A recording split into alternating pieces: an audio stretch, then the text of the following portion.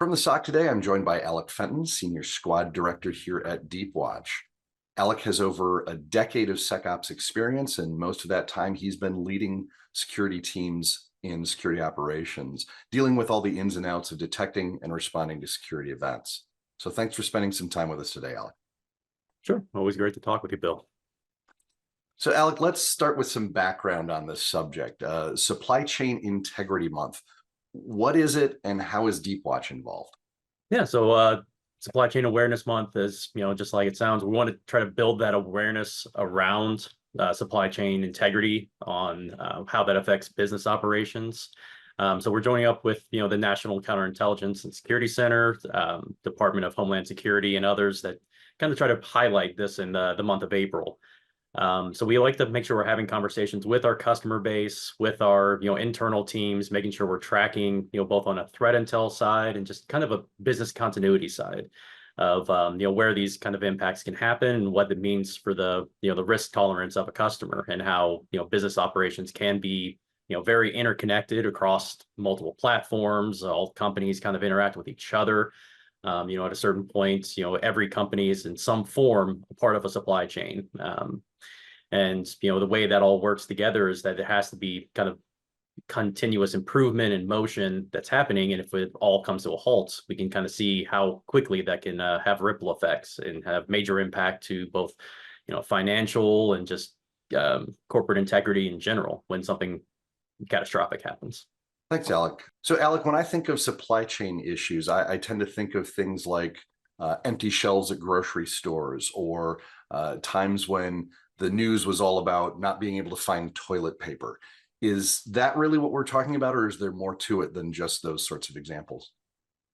Sometimes it can be that that straightforward, and sometimes it could be more of a figurative example, or it can be lesser impacting, more impactful. It could be more targeted to a specific customer's environment of how they operate, or it can be just widespread when we see things like the healthcare space when an application goes rogue or loses its integrity and how it can affect payment industries and can affect doctor visits. We see just general impact on things like manufacturing. If a piece of software or technology gets compromised and all of a sudden your production goes down 20%, we can see that have kind of ripple effects across your direct company and then anyone else that's a part of your supply chain. There might just be further down the stream type impacts that can build up. And I know since COVID, we've kind of seen further highlight on that when we see supply chain examples like toilet paper or different fear mongering type things that happen, and all of a sudden we just see lack of supply and all the demand. We've seen that in the digital space as well, where we see applications that were, used to have, 10,000 users all of a sudden jump up to 100,000, examples of like Zoom and so on, that all of a sudden become more of a strong stance in your business operations. And, have to be able to scale with that. So sometimes there's the providers being impacted by, that sort of supply chain, or the companies that use them all of a sudden seeing integrity issues happen. And we can see those ripple effects both take operational impacts. We can see financial impacts. We can see companies having to adapt to the ever-changing environments, and it can definitely cause some heartache and some frustration for both companies and providers alike. So, Alec, given the broad range of these, let's see about a couple of recent real-world examples that have been in the news. Obviously, we're not here to shame anyone, but these are examples of what you're talking about with regards to supply chain attacks.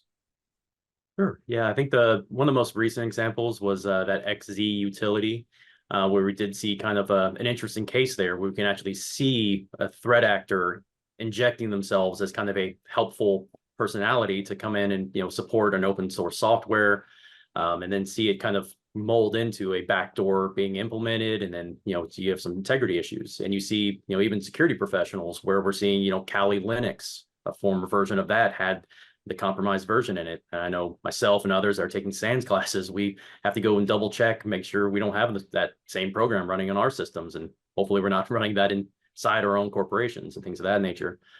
And then going just a couple months or a month or two back, we're looking at, the Optum Healthcare or United Healthcare breach, and we see kind of the ripple effects of that, where we still see hospitals and pharmacies, dealing with the ripple effect or the potential impact on, those systems being unavailable to them, where we see, patients not being able to pay and doctors not being able to fill subscriptions. And we can kind of see what that could potentially mold into in the worst case scenarios. Luckily, with United able to kind of hit that head on and be able to get ahead of some of the impact, we could see that being somewhat mitigated. But the seriousness doesn't leave us, and it's kind of an eye-opening thing for most companies to be able to see how much that can have an effect on your customer base, corporate integrity, and the name that you have built and established relationship with your vendors and your customers, and all of a sudden that kind of goes out the window sometimes if you have those integrity losses. So we do like to make sure customers are kind of brought those examples, kind of, we don't want to, focus on the pain of one company, but we definitely want to learn from the lessons that are there, to make sure that we're constantly improving, that we know that it's not just an if this is going to happen, it's more of a when, and it's how direct it's going to be to your company, or if it's going to be, part of your supply chain, and just kind of having that general awareness of how much reach that can have. I know some other examples we've kind of seen in the past where we had, SolarWinds, just Team City, and a few others have kind of come up in that same form, where all of a sudden you see companies kind of having to do more of a widespread inventory of not just applications they know about in their day-to-day operations, but maybe some of their side teams, some of their other operating units, utilize, on the floor of the the manufacturing plant that might not be in the corporate office, but there's some definite impact.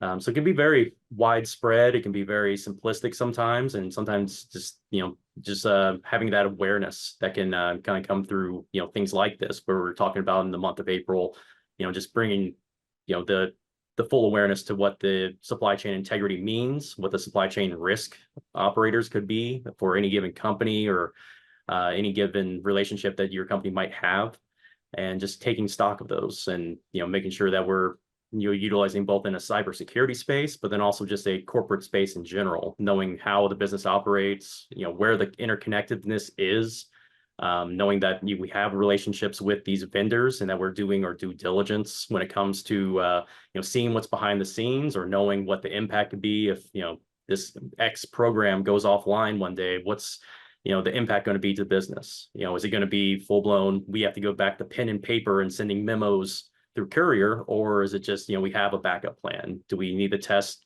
or disaster recovery programs? Do we need to test vulnerability management to make sure we're just staying as diligent as we can in that space? So Alec, clearly this is a problem that has to be addressed at multiple levels within any organization. There's there's purchasing, there's all sorts of things, but how do security operations people, how do people like Deepwatch, people like our peers inside of organizations who are running their own SecOps programs, how do we help with this supply chain security issue and help make sure that our organizations aren't impacted by the next SolarWinds issue or the next MOVEit issue from a supply chain perspective? Yeah, I mean, I think a lot of that is where the security operations teams do need to be involved in those spaces. A lot of times what we kind of talk about is we don't want to be the roadblock for the business to, completely stop an operation because it's, not the risk is too high, or it's, the tolerance isn't there.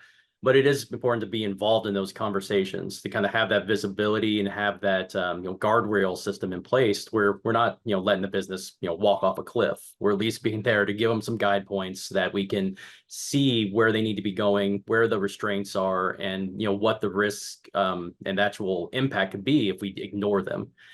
So getting involved in both, like, the software development life cycles, the, as you call it, the procurement life cycles that we kind of go through, and purchasing, and seeing those, those different processes and how they interconnect with the company, and how they can be impactful with, not having enough due diligence put into them. So the security teams have to be very kind of malleable into those spaces to make sure that we're not, like I said, not blocking, but at least guiding into the right directions. And then just having general due diligence for that visibility into those spaces, for what, what vendors are coming in, what's the reputation, if we're looking at IP cameras, make sure the security team's coming in and validating that's not like a Yahweh camera, and it's not maybe, an entry point for some, foreign threat actor to get into your systems and so on and so forth, and that there is high integrity there.